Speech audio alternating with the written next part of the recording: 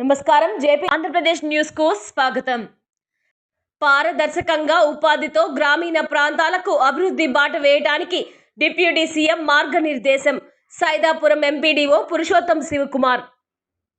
ఈ నెల 23వ తేదీ రాష్ట్ర వ్యాప్తంగా గ్రామీణ ప్రాంతాల అభివృద్ధికి ఎంజీఎన్ఆర్ఈజీఎస్ నిధులు పారదర్శకంగా జరగాలని, గ్రామ సభలు ఒకే రోజు జరిగేలా డిప్యూటీ సీఎం పవన్ కళ్యాణ్ మార్గనిర్దేశం చేసినట్లు సైదాపురం ఎంపీడీఓ పురుషోత్తం శివకుమార్ తెలియజేశారు.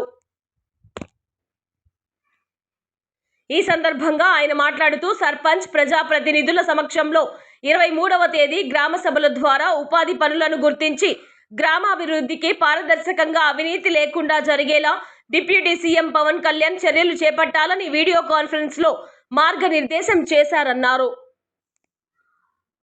జాతీయ గ్రామీణ ఉపాధి హామీ పథకం కింద ప్రత్యేక గ్రామ సభలు నిర్వహించవలసిందిగా గౌరవ డిప్యూటీ సీఎం గారు దిశానిర్దేశం చేశారు.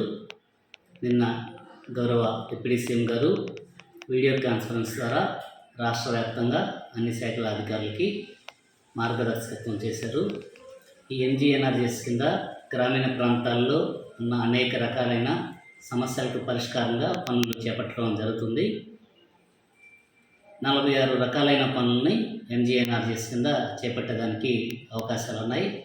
ఈ పనులన్నింటినీ కూడా ఏంటంటే గుర్తించడానికి 23వ తారీఖు అన్ని గ్రామ పంచాయతీల్లో మనకి గ్రామ సభ నిర్వహించడం జరుగుతుంది. గ్రామ సభకి గౌరవ సర్పంచ్ గారు, అదేవిధంగా వివిధ రకాల ప్రజాప్రతినిధులు, విభిన్న శాఖల అధికారులు అందరూ కూడా హాజరవుతారు. ముందుగా మనకి గ్రామంలో ఏ పనులు అవసరం అవుతాయి అనేది గుర్తించి గౌరవ సర్పంచుల గారికి, అదేవిధంగా ప్రజాప్రతినిధులకి అందజేయడం జరుగుతుంది. తదుపరి గౌరవ ప్రజాప్రతినిధులు వాటన్నింటినీ చర్చించుకొని ఇంకా ఏదైనా అవసరమైన పనులని ఆ రోజు గ్రామ సభలో గుర్తించడం జరుగుతుంది.